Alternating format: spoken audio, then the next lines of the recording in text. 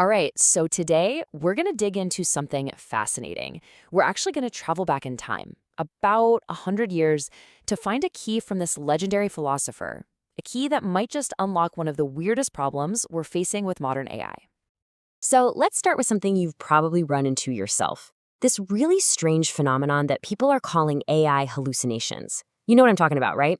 You ask an AI a pretty simple question, and it spits back an answer that sounds super confident, super plausible, but it's completely 100% made up. And that just makes you wonder, doesn't it? Why would a machine, a complex system built to process unbelievable amounts of data with pure logic, why would it just invent things? Why would it say something so, well, illogical? Now, this feels like a brand new 21st century problem. But what if I told you it's not? It turns out a century ago, a brilliant and eccentric philosopher dedicated his entire life to figuring out this exact same puzzle, the tricky boundary between our language, the real world, and what any of it actually means. So, let's meet our guide for this whole explainer. The man himself, the architect of thought, Ludwig Wittgenstein.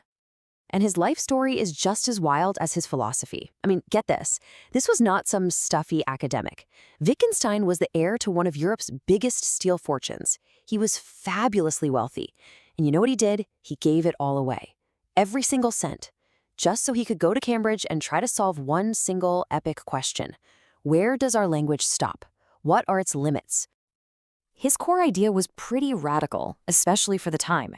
He basically said that most of philosophy's biggest arguments, the problems people had been fighting over for centuries, weren't actually difficult to solve. In fact, he argued they were just nonsensical. The problem wasn't that the answers were hard to find. The problem was that we were using language in a broken way to ask questions that didn't even make sense in the first place. So, okay, if language is the problem, what was Wittgenstein's solution? Well, this is where it gets really, really cool. It all comes down to his big idea, something he called the picture theory of language. In his most famous book, Wittgenstein argued that any sentence that actually means something works just like a picture of the real world. Think of it like a photograph, a snapshot. It freezes a specific arrangement of things in reality and represents it using words. Now, to really wrap your head around this, you have to shift how you see the world. Wittgenstein said the world isn't fundamentally made of things, like a cup or a table. No, the basic building blocks of reality are atomic facts, which are the relationships between things. So the cup is on the table. That's an atomic fact. And for a sentence to mean anything, its own structure has to perfectly mirror the structure of that real-world fact. It's just like a map, right? A map is only useful if the way things are arranged on the paper, the cities, the rivers, the mountains, actually corresponds to how they're arranged in the real world. Language, according to Wittgenstein, works the exact same way. It's a map of reality. If it doesn't map correctly, it's meaningless. And here's the absolute mind-blowing part.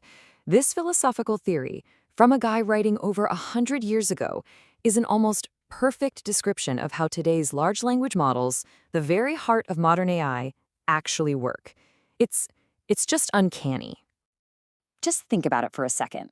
Does an AI really understand what a word means? No, not in the way we do. What it does is analyze an absolutely massive amount of text to figure out the statistical relationships, the probability of which words are likely to follow other words. It's not grasping meaning. It's building an incredibly complex, mathematical picture of language, just like Wittgenstein's theory predicted. And this whole picture theory leads to a pretty startling conclusion. Our language has hard limits. There are some things, Wittgenstein argued, that simply cannot be said. They're beyond the border of our linguistic map. This is probably Wittgenstein's most famous line. It's the grand finale of his book, and it acts like a razor, drawing a sharp, clear line for what language can and can't do. His point was simple. If you can't state something clearly, if it doesn't map to a fact in the world, then you shouldn't even try. You must be silent. So here's the big connection. Wittgenstein's idea of the unsayable is a perfect mirror for what we call the black box problem in AI. He argued that things like morality, beauty, or the meaning of life can't be put into factual sentences. They can only be shown. And that's exactly the deal with a complex AI. We see the output, but we can't use our everyday language to clearly describe the impossibly complex web of calculations happening inside. It's a black box. So what do we do when we're up against something that's too complex for our words? Well, Wittgenstein's philosophy kind of points the way. When our ability to say something hits a wall, we have to switch tactics. We have to build a model that can show the result instead. And this is precisely why things like mathematics and complex algorithms are so crucial for AI. You can think of them as a different, more powerful kind of language, a set of tools built specifically to model and show things that our normal, everyday language just can't handle.